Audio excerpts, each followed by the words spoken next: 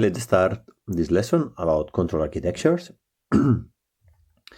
This is an independent topic. It's not motion planning, neither reinforcement learning, but it's something that I think is interesting.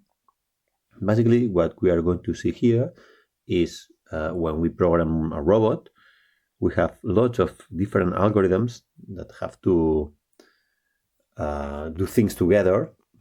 We have a something to localize the robot, something to obtain perceptions from the wall, something to plan a path, something to control the motors or the thrusters or whatever that your robot has, or the legs that your robot has. But all these small or independent pieces of software, in some way, they have to be related. And this is something that it's a problem that since the beginning of the robotics in the 60s, the software engineers that develop robots have had. And therefore, what we are going to see in this class is a little bit reviewed of how we have been trying to solve this issue of putting all the elements that make a robot able to do intelligent tasks together. We will start from very old architectures from the 60s, 70s, and reach till what is the architectures that nowadays most people is using. Although you will see that in the end there is a kind of mix. Okay, there are some ideas that were proposed in the 60s or in the 70s that are still valid nowadays, and new things that we have nowadays that we combine it with older things, etc. Okay, let's do this small introduction. In general, when we look to a robot, as I told you before, it's not a single program that do everything. There are several programs. For instance, here I put you a low-level controller. For instance, if you have a mobile robot, a differential robot, then here you can have the two drivers that control the motors of the robot and allow the robot to move forward, backward, turn, etc. In the perception, maybe you will have the LiDAR, the sonar, the cameras, etc. And if you have some modules that directly extract features from any of these sensors, then maybe you can also have it here. It's not only drivers, that you also need drivers to access the physical things in your robot, the sensors, the actuators, etc. But also programs that are able to process this raw data and to generate data with more information. But then you need also something of more high level that allow you to define a mission. For instance, we work with underwater robotics, and for us defining a mission, sometimes it's just specify which area we want our robot to gather images, and then just send the robot to this area, and the robot can follow the sea bottom at a certain altitude and start lights when they are in the correct position, and then start recording the images while following the transects, etc. Then all these high level things, then you can imagine here that we can have here a motion planner or a task planner or things like that, then can be in another layer. Okay. There are different definitions for a control architecture. Hall in 1992, he said it's an onboard decision-making, planning, and sensor processing. Okay, these software architectures. In the 95, they say formal framework for managing control aspects. Hayes and Roth say a set of structural components. Russell and Norving, in the famous IA book, they say the job of generating actions from perceptions and how this is organized. I like the definition of Beckey, that is this, no? The way in which sensing, reasoning, and actions are presented, organized, and interconnected. Okay, it's what I put you here, this definition of Beckey. And then the goal, the main objective is that, no? To organize the processes that generates the robot behavior in a systematic manner. Okay, in the end, maybe this scheme here, it's similar, no, of what we did a few days before in reinforcement learning. We have an agent, a robot, that gets perception from the wall. In reinforcement learning here, we say states or observations of this state. In fact, observations, perceptions, okay, almost the same. And the agent generates actions in the wall. Okay, in the reinforcement learning, we also have here a reward. In general, in the life, your robots will not receive a reward only, although you don't program it specifically because you want to generate this policy that maps directly actions from observations. And generally, the environment do not produces any reward. But observations and actions, yes, this is something universal, and is how do we organize that, no? From the robot behavior to take these observations and be able to generate these actions. And the way in which we can organize that during the years, as I told you, it has been changing. Okay, the first architectures were proposing a deliberative structure, while later they proposed something more reactive. When I was doing my PhD, what was more popular was an hybrid architecture, and still nowadays I think it's quite popular, a hybrid approach. However, with the era of AI and machine learning that we live in right now, there are also people that opt for an end-to-end learning architecture, while some people still use some hybrid approach, okay, or a combination of both. Then let's see a little bit these four variants of how we can organize a control architecture. Just in a little bit more of detail, no, deliberative architectures, they follow a deliberative approach, as you can imagine, and it's what we call classical AI, okay? They follow a top-down organization, and they invented 50 years ago almost, okay? They are quite old. Reactive architectures, born a little bit with the necessity that our PCs were very slow, especially during the 90s, 80s, 90s. And if we want to process something in a completely deliberative way, then it was super slow. And then they follow more a bottom-up approach. They try to mimic a little bit what bugs they do. As always, sometimes the best thing is not here, neither here, it's somewhere in the middle, and then the hybrid architectures appear, and they try to get the best from deliberative architectures and the best of reactive architectures and put it all together. And finally, as I told you, and nowadays there is people that thinks that our architectures can be a kind of black box in which we input observations for one side and we obtain actions for the other, and we don't have to care about perception, control, planning, etc., etc. This black box will do everything for us. Okay, let's start with the deliberative architectures. As I told you, these deliberative architectures sometimes are also called planning-based. Okay.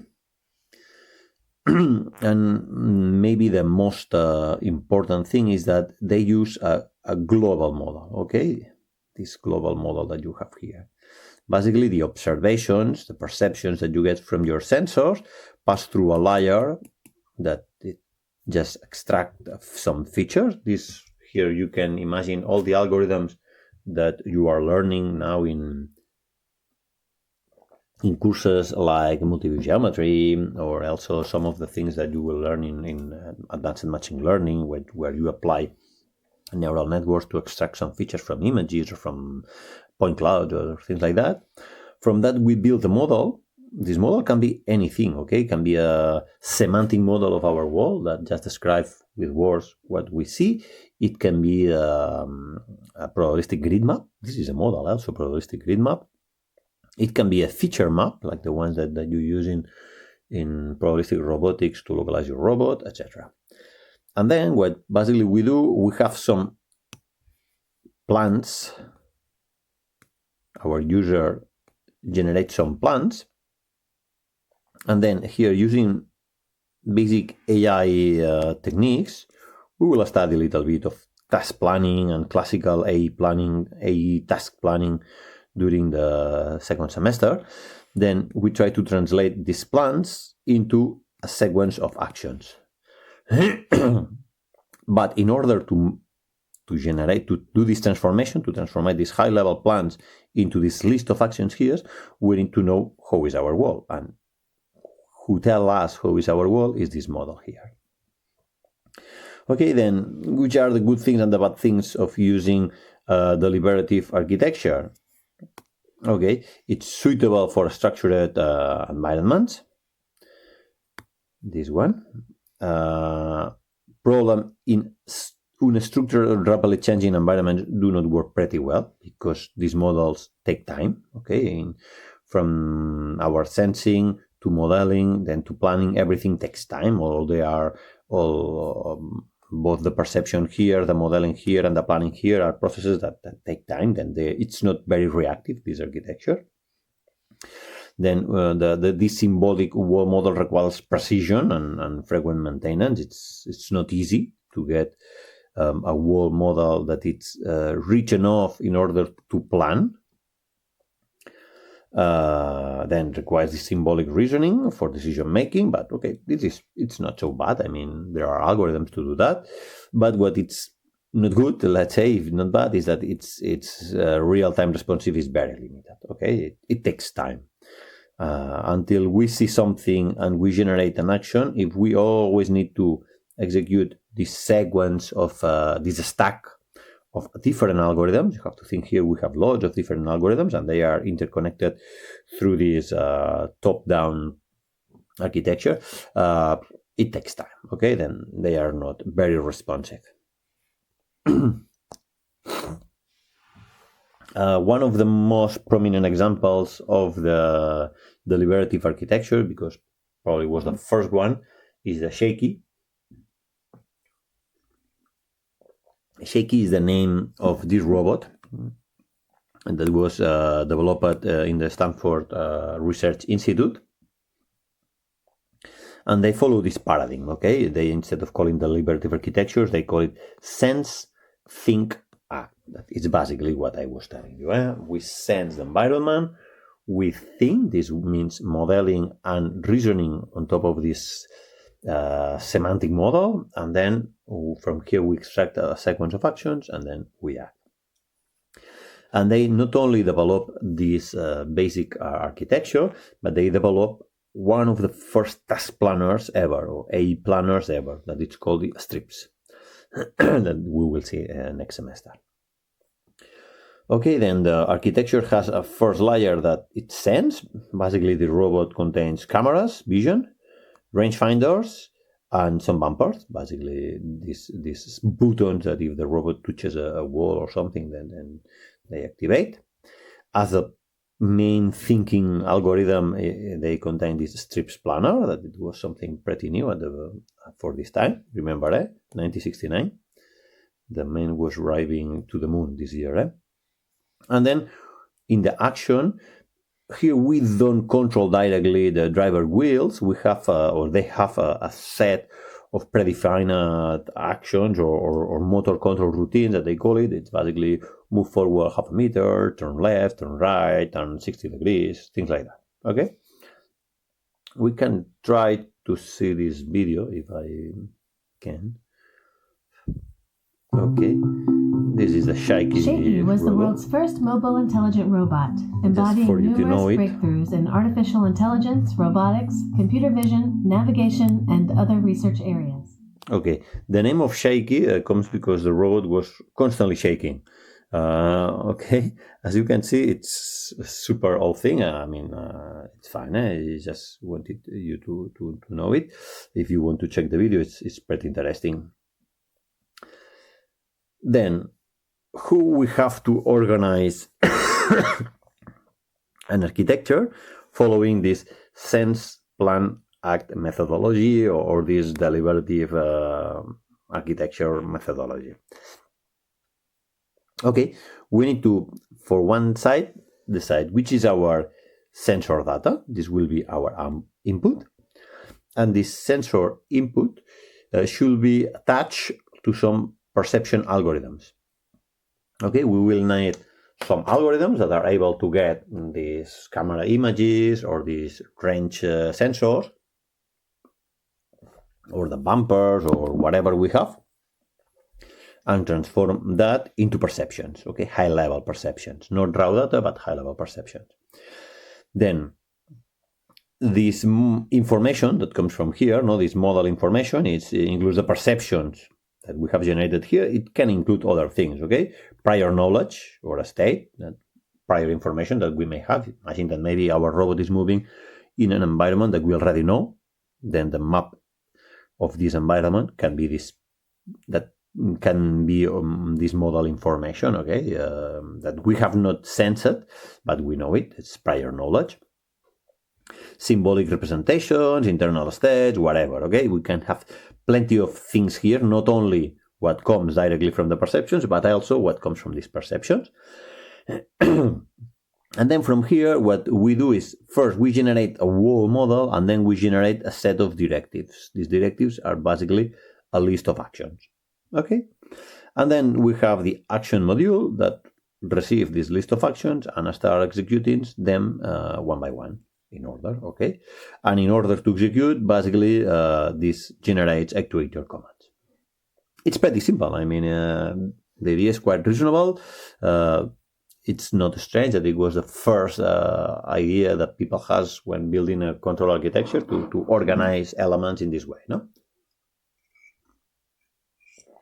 Let's see a little bit with more detail the wall model. As I told you, this wall model comes from sensor information, but also this sensor information needs to be integrated in this global symbolic model. That may include not only this sensor information, but this a priori representation, the sensing information that comes from the sensors, and other cognitive knowledge that can be needed. Okay, it can be just previous stat, previous actions that has been executed, etc. Problems of this wall model is, the first thing is that it assumes, or it normally assumes, the closed wall assumption. The closed wall assumption means that if something is defined in the wall, for instance, if our wall tells us there is a table in front of us, is that there is a table in front of us. If it says nothing, is that there is nothing in front of us. Okay, it's what is there is because it exists. If it is not, it do not belongs to the wall model, it means that it does not exist.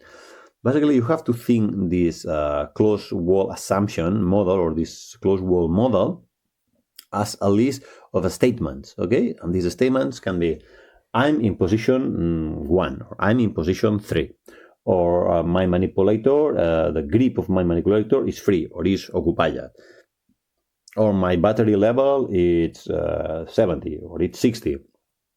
Are things that are true or are not true, basically. Okay, and then the planner, a planner like Strip, that is a pretty simple planner, the only thing it tries to do is when it wants to execute an action, it first checks that all the preconditions that are required in order to execute these actions are true. And then, if this is true, it will assume that all the post conditions that will be true after executing the action will be true after executing the action. Of course, this not always is the case. It can happen that, for instance, if I want to grasp one bottle that is in position A and place it in position B, then I have to be in position A, my gripper has to be free, and the bottle has to be in position A. And then I can do the pick and place action and grasp the bottle in position A, then my gripper, it's no longer free, it's occupied, and the bottle is no longer in position A, is on the robot. And then I can move from position A to position B if position A and B are connected and I am in position A. And once I am in position B, then I can just place the bottle, that it has to be first in my gripper, And then after executing this action, my gripper will be empty again. It will be free again. The bottle will be no longer on my gripper. It will be on position B, and the robot must be in position B both at the beginning and at the end of the task. Okay, this is a little bit the kind of reasonings that these models think about. Okay, of course, what happens if the bottle falls down while you are moving from A to B? There are lots of things that may fail and that this deliberative architecture cannot detect. Okay, but the idea is that to divide the mission into a set of small tasks, in this case, grasp the bottles, move, and let the bottle, then plan the trajectory that executes these tasks. Okay. The trajectory in this case, it's not a path planning algorithm, or it can be motion planning algorithm, or it can be just a task planning algorithm, or it can be the combination of two. Maybe in the example I've told you, then we first need a task planner to sequence these 3 actions or 4 actions: move to position A, grasp bottle A, move to position B, let bottle in B. Then this is a task planning, but for the action move from position A to position B, then we need a motion planner. Then we need to ask another planner to help us in this part. In this deliberative layer, it's not only a task planner, it can be also a motion planner, or maybe just to grasp the bottle, we can also need some motion planner for the manipulator, etc., etc. And finally, to execute the low-level actions, of course, we need a set of low-level controllers that are the ones that will finally execute the trajectory in the real world. Here I put you some examples of the deliberative architectures that are a little bit more actual. Okay, they are not super new, but are a little bit more actual. 1991. Basically, is that you have several sensors that fit this world model, and then in this world model you have several things here. For one side, you have the mission planner. This will be the task planner. You have the navigator that here it will, for one side, know where you are and also do the motion planning. If you have to move from one point to the other, it can tell you where you have to go. Then you have the pilot. The pilot is the one that if it knows where you are, because it tells you where you are and where you want to move, the pilot will issue commands to the low-level controller. These are basically a PID, you can imagine, the low-level controller. And finally, this PID will attack the drivers in the wheels or the legs or whatever of your robot. Okay, then this is a pretty simple example of a deliberative architecture. Now, here I have prepared like a small exercise for you. This was a competition that it was celebrated in the American Association of Artificial Intelligence or something like that, AAAI. These people used to organize AI competitions, and in the 94-95 they organized a competition for AI and robotics. Okay, it's 30 years ago, but there were competitions already in AI and robotics.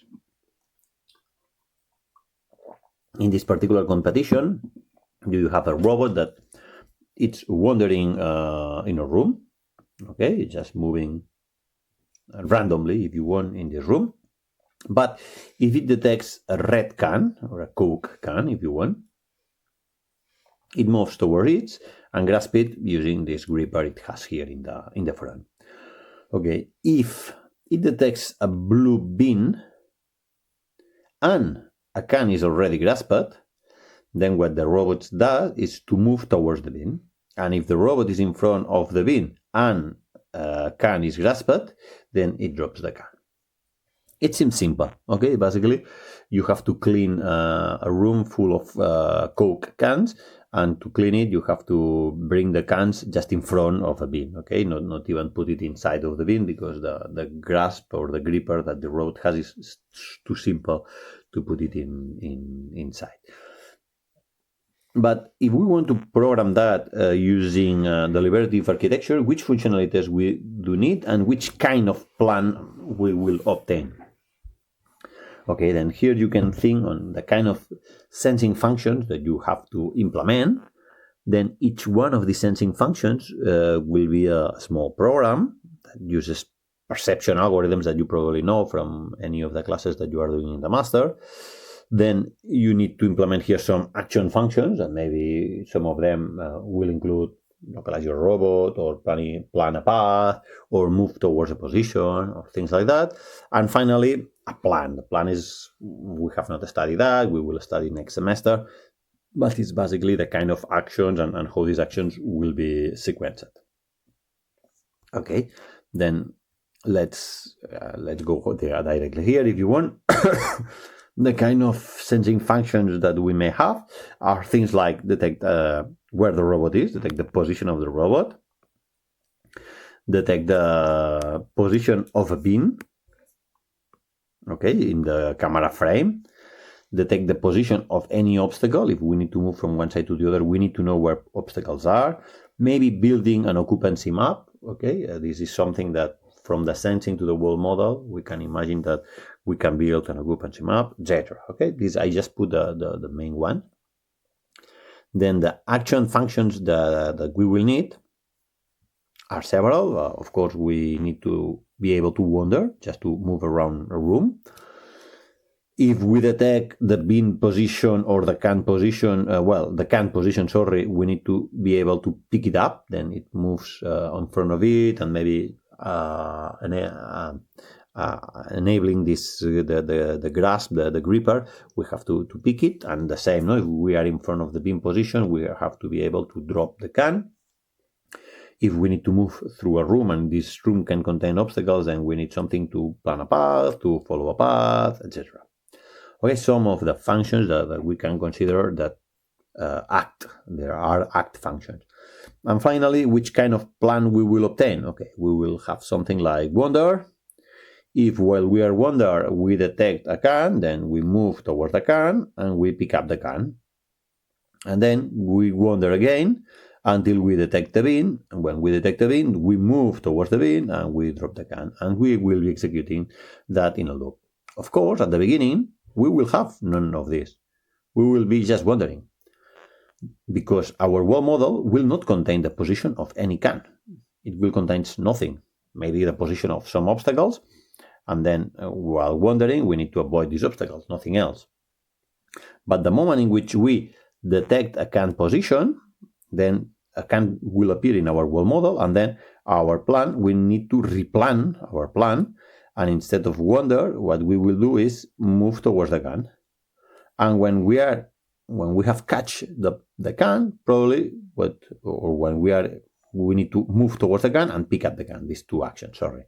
And then when we have picked the can, when these two have been executed, then we need to wander again. Then all of this, it's no any longer, and then we are wandering again. And when we detect a bin, because a bin appears in our world model, maybe the bin was already in the world model. If the bin was already in the world model, we don't need that. We just can move towards the can, pick the can, move towards the bin, and drop the bin. But if not, we first need to wander. And the moment in which the bin appears in our world model, then we can execute these two last actions, move towards the bin and drop the can. Okay, it's just what I want you to understand is that because we have a planner, we don't have to sequence that everything. What we need is to put the final goal. And the final goal is the can is in the bin. And because we have all these actions that will be discover a can or discover a bin, move towards the can, place the can in the robot, move towards the bin, drop the can in the position where the robot is, etc. Because we have all these actions, we are able, or the planner, the strips planner here, okay, using this strips planner, it's able to sequence these actions that we need to predefine correctly in order to do this. And we don't have to define the mission step by step. We only need to define the sense functions, the act functions, and the final goal. Okay, and the planner will do the rest for us. Let's now pass to the reactive architectures. This is a completely different paradigm.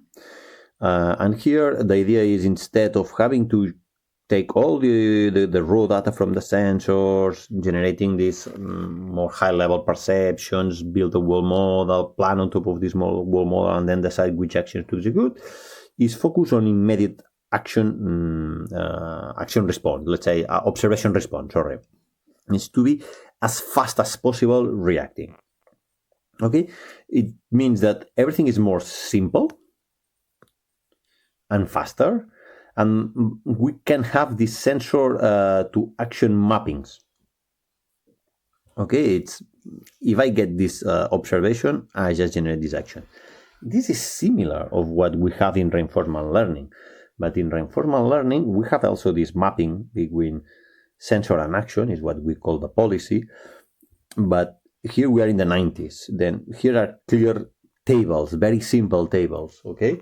Right now, when we talk about using reinforcement learning in robotics, it means that we have huge neural networks that, although it's a direct sensor to action mapping, what happens inside, it's not so direct, okay? It has a lot of layers, a lot of operations. It can have like encoders, decoders. It can have like latent spaces that are a kind of world model, etc., etc. It's more complex. Here, no. Here it's super, super simple. Then there are two kinds of, or it can be classified in two main families, the reactive architectures. The one that has no memory or internal state, that are the simplest ones, and the ones that Breitenberg proposed, these Breitenberg vehicles. And the ones that have memory or this internal state, and they are a little bit more clever. Okay, then let's start for the Breitenberg vehicles. This, as you can see, it's also something that it's pretty old, okay, 1984, sorry. And it's a pure reactive behavior. Okay, actions are directly triggered by sensor inputs. They do not depend on any memory, world model, internal state, nothing. Just if you receive some input, and here you can see this example. Basically, you have two inputs. You have two inputs. Is the left sensor and the right sensor. That here basically were like kind of light sensors, and then you have two actuators. This left wheel and this right wheel. Okay, and then depending how you connect the inputs and the outputs, you can have different behaviors. Okay, this vehicle can have different behaviors. Okay, it can be a coward. It basically avoids getting towards the light. It can be aggressive. It can move towards the light. It can be loving. It's always moving around the light but never touching it. It can explore. It's move anywhere except in the light, but it's exploring all around the light, etc. This very simple idea was proposed by this neuroscientist called Valentino Breitenberg. Okay, was something theoretic. It was not even a real robotic thing. Okay, something more theoretically. However, using this idea, roboticists start doing things, and then here we can have a robot that is something that I do with the students of reinforcement learning in the second course. That is, you have basically two outputs. That is the drive, the speed, the angular speed that you send to this wheel, and the angular speed that you send to this wheel. This is a turtle ball-like robot, okay, differential drive robot seen from the top. And then basically you have here several range measurements. Instead of using real range measurement, what we do is we just take a LiDAR, and from this LiDAR, we don't take the 360 beams that it generates. We just take 36 or even less beams. And from that, we ask the robot to move to a specific position, avoiding obstacles. And the robot is able to do that. Okay? And to do that, what we are using is a kind of Q-learning table, a Q table. And here, what they propose to do is something similar. Okay? It's basically, you have here the velocity for the left and the right wheels. Here are all the observations, and this is the kind of table, the weights that you have in your Q-learning table, if you want. Okay, it's not exactly the same. This is a linear combination. In a Q-learning table, it will be slightly different, but it's not as different. Okay. Then this is directly to mapping sensor observations, raw data, into behaviors, into actions, into a policy. Okay. Then these architectures that do not use memory can be improved if we add some memory. Okay. And then this is the kind of architectures that are called behavior-based architectures. Basically, they combine a set of reactive behaviors that are implemented individually, and the idea is to decompose a larger mission into simple behaviors. And then you have several of these behaviors running in parallel, and depending how you combine them, sequentially or in parallel, because you put first behavior 1, then behavior 3, and then behavior 2, or 2, or a different order, an emergent behavior appears, or because you use 1 and 3 together, and then you put 4, another behavior appears. Okay? And here, the way in which we used to classify these architectures is how we combine, how we coordinate, all the behavior that we have active. Basically, there are two ways to combine the active behaviors. One is using a competitive coordinator, where only one behavior can be active. You can have several behaviors, but only one can be active at each specific moment. And another is a cooperative coordination mechanism, in which you can have several behaviors active together, but then the output that each of them generates, the weight of the output that each one generates, it's sum all together using a weighted sum. Okay, if in the deliberative architecture we have something more linear, here we have that sensors can go to one or several of the behaviors. I don't know, maybe you have a behavior that just to move to a point. Then this behavior will need where you are, more or less, and where is the point that you want to reach, if it's relative position, if it's an absolute position, whatever. Maybe another behavior is avoiding an obstacle. Then the same, no? It will have maybe the distance to all the close or nearby obstacles, things like that. And each behavior, it's already connected not only with the sensors, but also with the actuators. Then each behavior is able to move the vehicle. Okay. Then it's a distributed control across different independent behaviors, and the mission is discomposed in these simple behaviors. Okay, we don't have a task planner and a goal mission, etc., etc. No, we just have different behaviors. It requires parallel processing, because although depending on the coordination mechanism, only of these behaviors will be enabled or not, or more than one will be enabled, we need to check all the time which one has to be enabled. And the good thing of this architecture is that they are reactive. Okay, they perceive the environment and they react super fast. They don't use a wall model. This can be good or not. Okay, here I put okay. It's okay in the fact that you avoid having to compute the wall model. But then normally it's more difficult to have high-level plans or things like that. Okay. Real-time response, yes, this for sure. They are much faster, and because they are much faster, they are suitable for changing or unstructured environments. However, deciding which behavior has to be active at each moment can be difficult. Okay, the selection and fusion, it's not easy. And what I tell you, the fact that we don't have a wall model can be that handling complex missions, it can be difficult. It can be a difficult task. Okay, this is a little bit more descriptions of that. No, it's in general it's a simple method. Each behavior should be independent. The mission is discomposed, and this is what is important. These architectures are inspired by the Brandenburg vehicles, but also especially for the insects' behavior. Okay, insects do not have a great brain. Nonetheless, they are able to do lots of things. They are able to chase food, to avoid being eaten by other insects or other animals. They can find shelter, etc., etc. Lots of intelligent things with a very small brain. Then this is a little bit observing these insects. They get the idea of how to build these behavior-based architectures.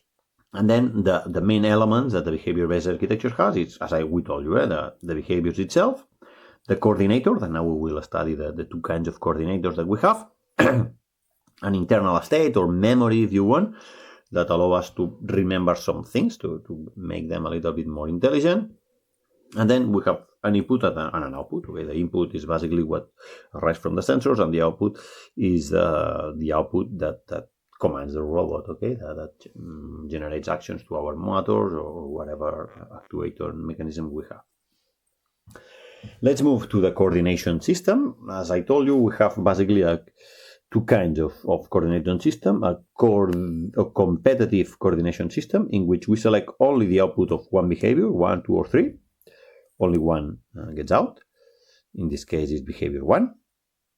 Or we have the cooperative coordination in which we basically take all the behaviors all together, but we add with some wedge here, okay?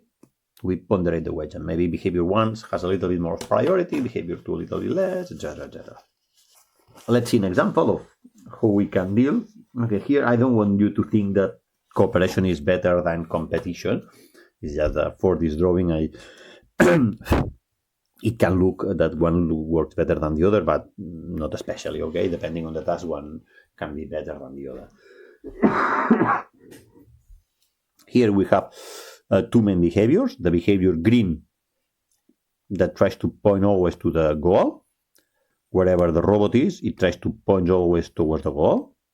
Okay? And then we have the behavior blue that is an obstacle avoidance. It tries to move always perpendicular to the obstacle that is closer.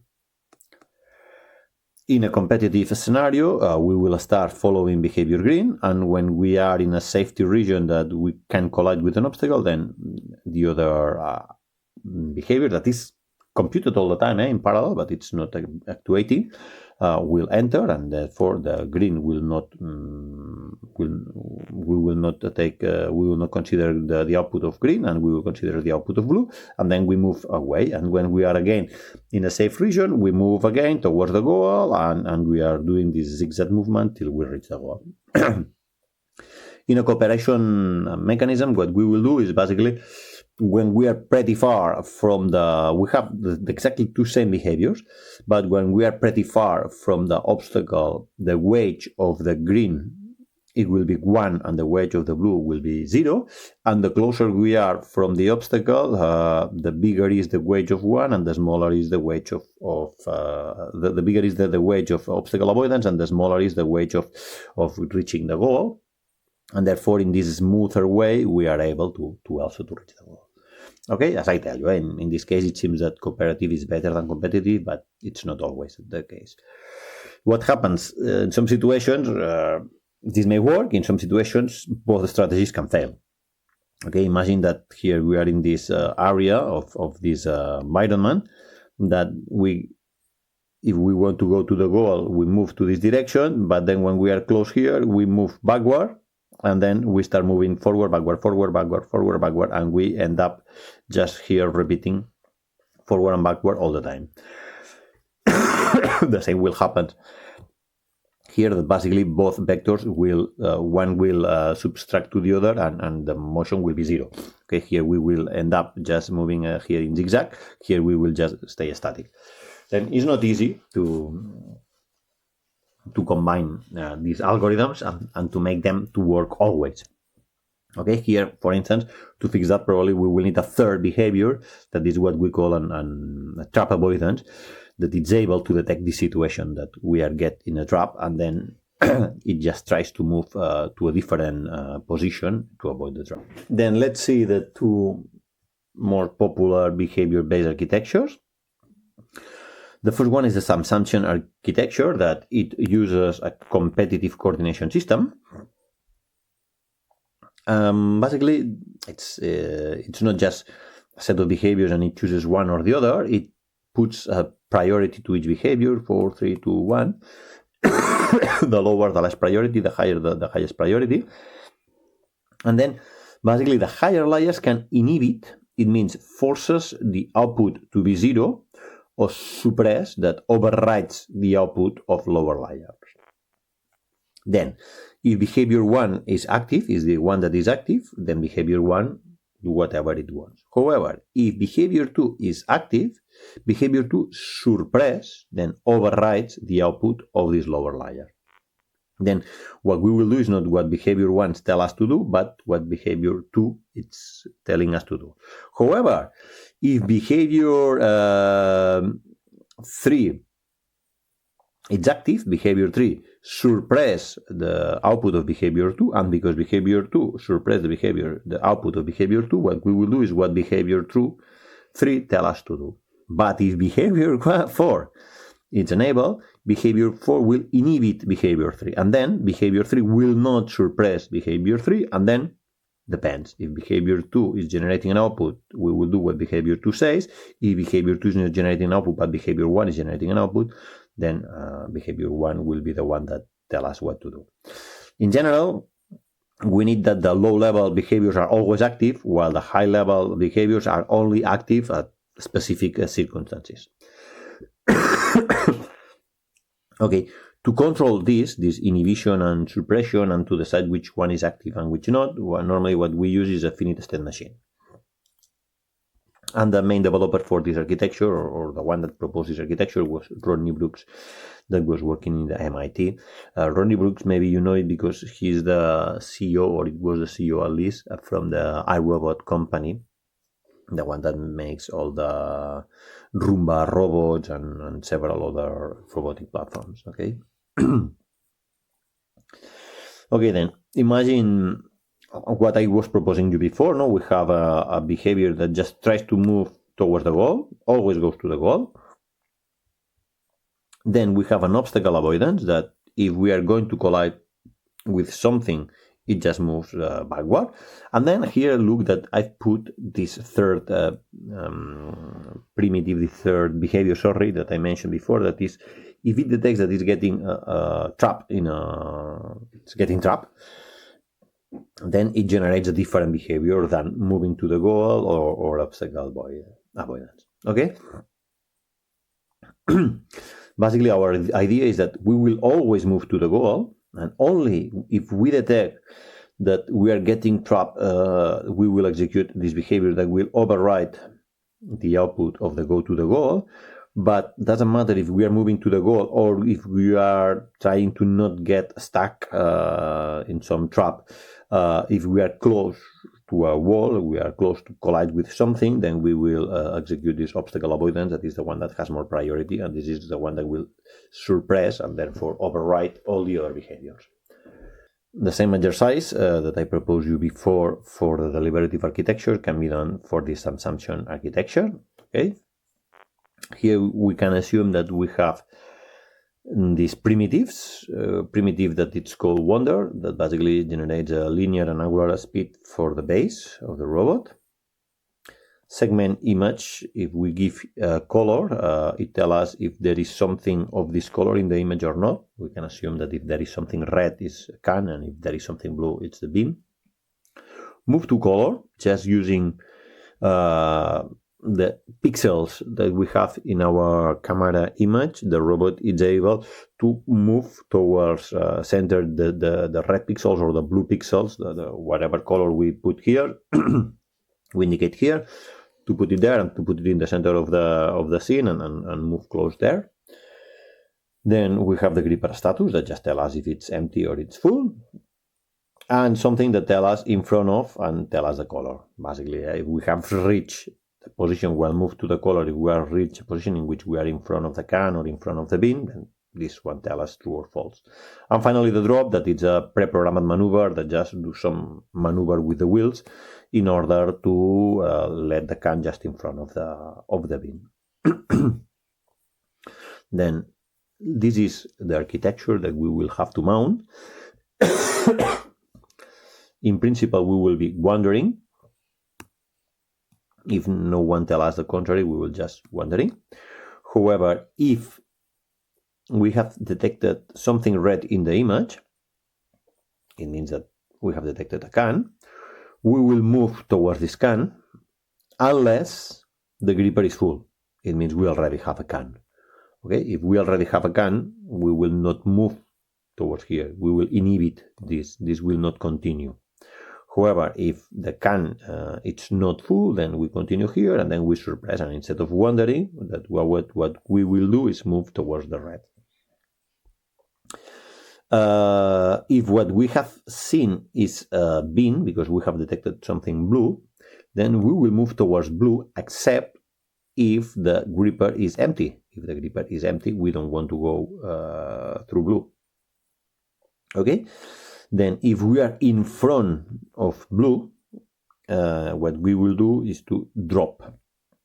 And if we are dropping, then we will override this behavior, because when we are in front of blue, we can still move towards blue. Okay, then we are overriding this behavior, and then we are just dropping, that is executing another command. However, we will never do that if the gripper is again empty. Okay, then just putting everything in this configuration, we are able to do more or less the same that we were doing with a planner and a world model and sensing perceptions and actuations, etc., but with a more reactive architecture. This is a typical example of a substantion architecture. It's called a Genghis robot Hexapod. Okay, you have again a video here if you want to check it about the robot. It's pretty curious, the robot. It's a kind of ant. As you can see, it's pretty old, but it was able to do several nice behaviors from these different small from these small behaviors. Several behaviors, more complex or more intelligent behaviors, emerge. Okay, from these very simple behaviors here, from steer, walk, go like down, beta pose, etc. And then there is the other kind of architectures, that is the ones that try to combine the output of all the behaviors in a single one, instead of just selecting one, combine them. Here the most popular one is the schema-based architecture. This one was proposed by Ronald Arkin in the Georgia Tech Institute. And here, instead of just using one of them, we use a combination of them, but using a wedge. Okay, not all the behaviors are considered the same way. Some are considered more than others. This, in principle, is quite similar of what we did when we study the potential functions. Okay, you can imagine that each one of these behaviors, it's one of the potential functions, the traction, the repulsive, etc. And then when we combine all of them, when we combine it according to some rules, okay, if you remember, when we are close to an obstacle, we don't use the repulsion function. We use only the repulsion function when we are close to an obstacle. Otherwise, the repulsion function is 0. Then, in a similar way, behavior-based architectures emerge intelligent behaviors, just combining very basic behaviors. Okay. This is the motor schema-based mobile robot navigation architecture that Arkin proposed initially in the 87, but then there were several papers during the 90s in which he was adding more stuff and improving that. But the idea is that you have here all the sensors. Here you have the motor schemes. The motor schemes are the behaviors. Okay, each motor scheme, it's connected to one of these perception algorithms. Then you have the motor scheme manager. It's the one that decides how to combine all the stuff. And then here it tells us how to do the summation. This motor scheme managers how to do the summation here, which is the wedge of each one, and then it attacks the actuator. Of course, there is a high layer architecture, high layer level, in which these sensors are used to create a kind of model of the wall. Then, although this is a reactive architecture, this part here could be considered a kind of wall model, because we have this cartographer, and from this cartographer we have a mission planner, a navigator, a pilot, etc., that takes information from this wall model. Then it's getting close to what we will study now, that is a hybrid control architecture, in which there is a very reactive part and a more deliberative part. Okay, but although that the motor scheme-based mobile robot navigation is still considered a reactive behavior-based architecture. Okay, now let's move to the hybrid architectures. Okay, hybrid architectures basically combine a little bit the both walls. Okay, instead of the behaviors be directly connected to the sensors, they can be connected to this sensor and wall modeling, or can be directly connected to the sensors. It will depend if it's a very reactive behavior or if it's a more intelligent behavior. And the planning, instead of just sequence a list of actions, it can be different things. It can just decide which behaviors are active in a particular moment, and then the behaviors altogether will emerge with some new behavior that it's not directly programmed, or only one behavior will be active at each moment, and then it will be more if it's just an action executed, etc. These are the most common architectures nowadays, okay? Although this is quite old, this is from the 90s, 2000, something like that. But even nowadays, I will say that they are quite popular, the hybrid architectures. Combine a little bit the advantage of the two walls. It can be real-time response because some of these behaviors I told you can be directly connected to sensors and to actuators, and therefore the most important things can be super fast while the other things can be more deliberative. Of course, they are more complex, but they can have also the good things of mission planning. And what I told you, the output of this mission planning can be a kind of behavior selection or reconfiguration, where the reactivity it's still ensured.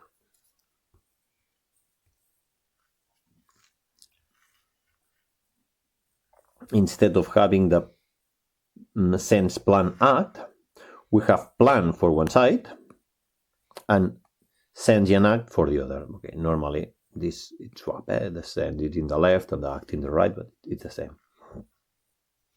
The sense act is where we have the behaviors, and this is for short-term things. Okay, if we have to move to one position avoiding obstacles, probably it just will be done here.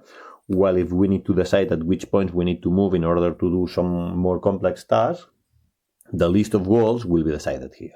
Okay, it seems logical. Okay. As I told you, the sensing is hybrid. It can be sensings that go directly to the world knowledge. It can be directly to the behaviors, directly to the behaviors, and then the behaviors just act on top of the actuator. They can go through a perception, and this perception could go to the actuation, or can go to the world model, and the world model then to the behavior. Okay, it's a little bit more flexible, okay? We don't say, no, we have to be very purist, and we need to connect sensing to behaviors directly, or maximum passing through a simple perception algorithm. No. Here we give more flexibility. It can be connected completely directly through a perception algorithm, through a world model, etc., etc. Some examples. Okay, as you can see here, it's this is one of the first architecture that is really considered to be hybrid. It's from the 92. It has a reactive layer or a skill manager. That the reactive layer, again, this normally is upside down, but in this particular paper they drew it in this way, and I just respect it. But normally the deliberative part is on the top and the reactive part is in the bottom. Then the reactive layer is able to generate some actions according to some sensor inputs very fast. But there is also the deliberative layer that can sequence a kind of activations to activate several elements here in the reactive layer in order to do whatever we want. It's called integrating planning and reaction in the heterogeneous asynchronous architecture for controlling real-world mobile robots. And okay, it has all the elements, a sequencing layer, a planner, and this skill manager that is the reactive part.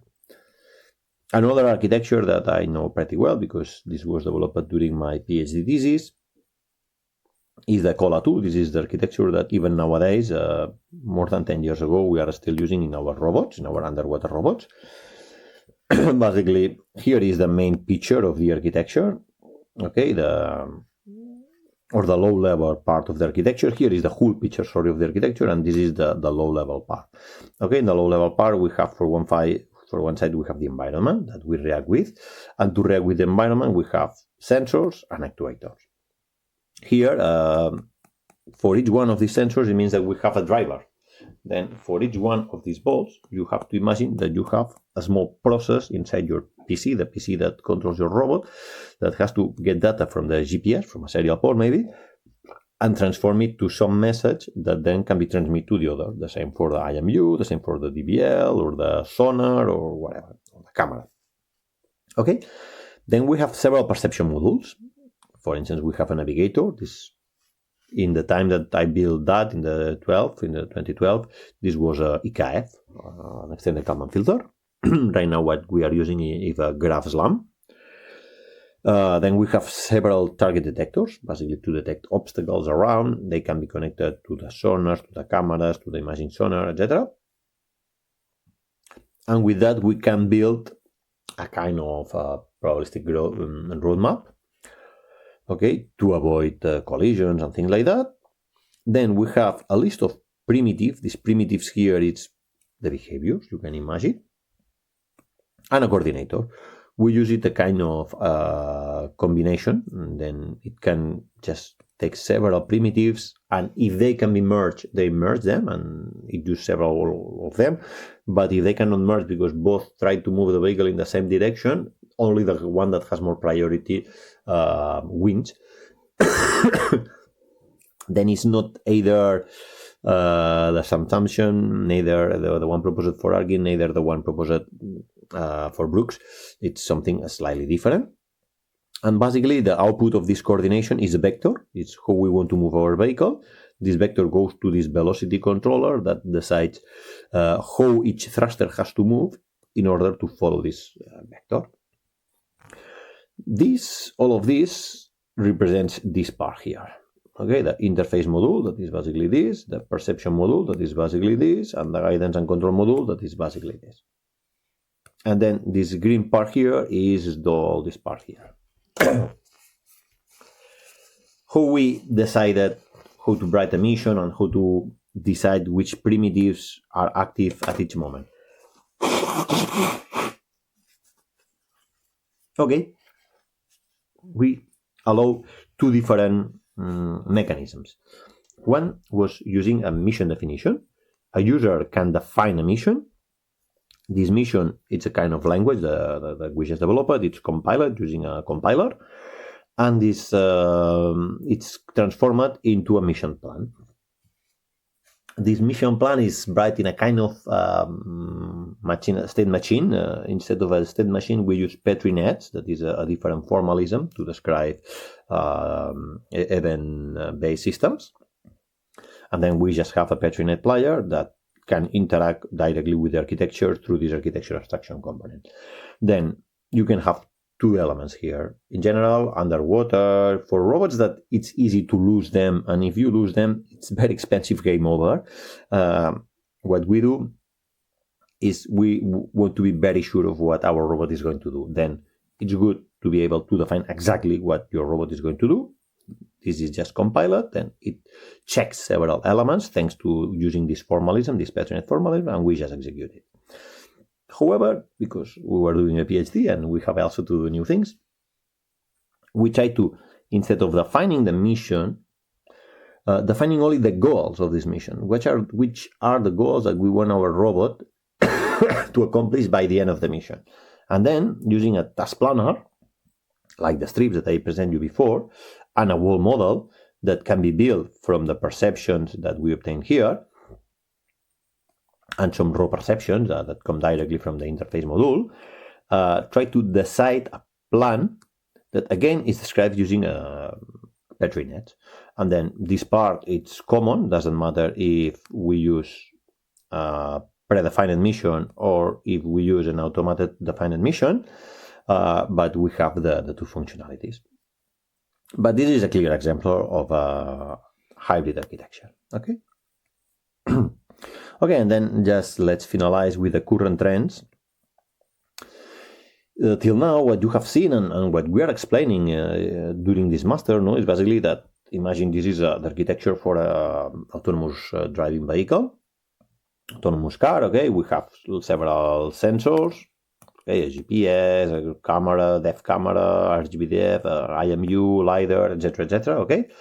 And then from all these sensors, what we are going to do is we will develop several perception algorithms, a localization algorithm, a navigation algorithm that according to the path that you want to follow and where are you, it will tell you how to move, a controller algorithms.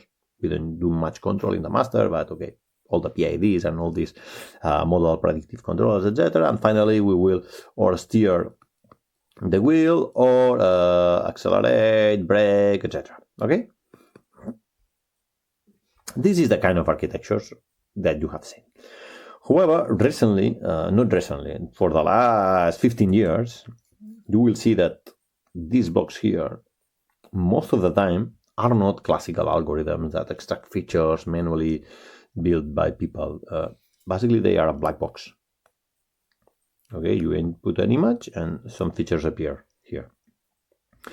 For the log localization, the motion planning, this is not so true. Okay, still we are using quite classical algorithms to do this part. This is what we have been looking at probabilistic robotics and autonomous systems. Okay, but this trend of replacing these classical algorithms for a black box is every day more heavy, and not only the perception part, it's been replaced almost in all the architectures, but there is people trying to do that.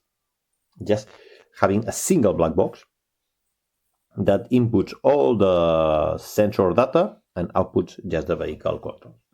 This is pretty similar of what we want to do in reinforcement learning, okay? However, in reinforcement learning, normally we can face it different ways. No, we can face that maybe we only want to replace this part for a controller, a policy. Okay, we can replace that for a policy that receiving the next goal T and the current position, the position T, it generates some BT and WT, and this is a black box. This is a black box, and this is another black box that inputs an RGB image and extracts some features. And we have several black boxes in our hybrid architecture. This is fine. I will say that this is what is more popular. However, nowadays there is people not trying to do that, but trying to do that. These are sometimes known as visual language action architectures, and basically, okay, they call it vision, but anything, LiDAR, IMUs, RGB, GPS, any data can be input here. The action is the action, and the language is because we can here specify goals. Park the car, or move towards this city, or do whatever, pick up these objects, stack the red cubes, things like that. Okay, these are end-to-end learning or black box architectures. It can be for vehicles, or it can be for a manipulator, or it can be for a robot that do the home chores. Okay, but it's a little bit the idea that nowadays people has. Problems with these architectures, they are data-driven. And then what you obtain in the end is black box. Is difficult to understand what's happening inside, and although it can work for lots of cases, it can be some strange cases that they do not work, and it's not clear to see this. Then for safety-related things, like driving a car, it can be a problem. What they try to do is that, is learning a complex mappings. Then it's like if we are going back to the most basic behavior-based architectures in which we have just stimuli that enter the raw sensor inputs and actions, the output. However, here we have lots of data, okay, of task-specific data. And this, because we need so much large amount of data, the main challenges is obtain this data, that this data is diverse enough, the lack of interpretability that I told you here, because they are black boxes, and then transferring policies, okay? Normally, in order to get this large amount of data, we do it in simulation, and then we have to transfer to real vehicles, but then sometimes they don't work. The sim to real gap, it used to be a big gap. Okay, then, although there is a trend, there is people trying to do that, it's not yet what most people is doing, okay? I will say that a hybrid architecture in which several of the modules are black boxes, done using machine learning. Some of the primitives, some of the controllers, some of the perception modules are black boxes, are a neural network that has been trained using data. It's the most popular thing nowadays. Okay, and as a summary, just here there is a summary of all the architectures I present you, the initial ones, the derivatives that, as they are here, they are not used nowadays. The reactives that, again, as they are used here or they are put here, they are not used, but it's easy to see that this and this is pretty similar, okay? Here, instead of several behaviors, we have a single one, but it's the same. And the hybrid architectures that probably are still nowadays are the most popular, but as I told you, probably this part here or this part here or some of these behaviors will be black boxes done using machine learning. But still, in order to have this interpretability, to do not rely on so large amounts of data, etc., it is easier to do the things alone, block by block, and be sure that each block accomplish its goal, and then connect it with the rest. And that's all. This is today's lesson. If you want, there is this lecture here from the Cambridge University in which I take some of the slides for this for this lecture I've done today from this lecture here, and I think it's okay, and it presents also a nice overview of control architectures. Then thank you for your attention.